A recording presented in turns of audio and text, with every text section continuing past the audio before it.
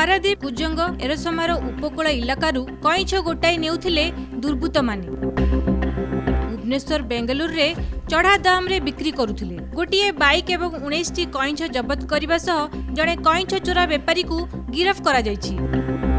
कईछ चोरा चालान रैकेट रो पर्दाफाश करबाकू जोरदार छानबीन करुथिला वन विभाग। गिरफ अभियुक्त को कोर्ट चालान करा जायछि। कोर्ट निर्देश पर महानदी रे कईछ छड़ा जिवो बोली कहिसंती वन अधिकारी। कुजंग चटुआ निकटरू वन विभाग एही कईछ जबत करिथिला।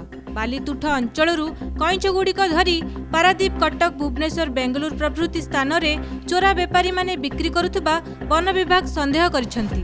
गतकाली 27/3/2026 जड़े व्यक्ति फोन कले जे जैनिक जड़े व्यक्ति से पाखापाखि 19 टी कईछ नहीं से जाऊँगी। तेणु आम टीम तुरंत से जगह पहुँचले। चटुआ छक निकट में देखले जे तांकर गोटे प्लास्टिक बैग रे 19 टी कईछ अच्छी। से कईछ ना है इंडियन सफ्टशेल टर्टल, तार साइंटिफिक नेम है लिसेमिज पंक्टाटा। गोटे प्लास्टिक बैग भितर हीरो स्प्लेंडर प्लस मोटरसाइकिल नहीं जाऊे। से मोटरसाइकिल नंबर है 0D21M7830। से व्यक्ति नाम है बिजू दास, बयस 32, बापा का नाम चगला दास, 8 अरखिया, पोस्ट कुजंग, डिस्ट्रिक्ट जगतसिंहपुर। तेणु ताकू आम तुरंत कुजंग रेंज बसिक आणिलु। ना एक केस बुक कराई। आज जगतसिंहपुर कोर्ट चालान कर कईछ जीवंत अच्छी आम छाड़ू आसाम की कोर्ट चालान कर।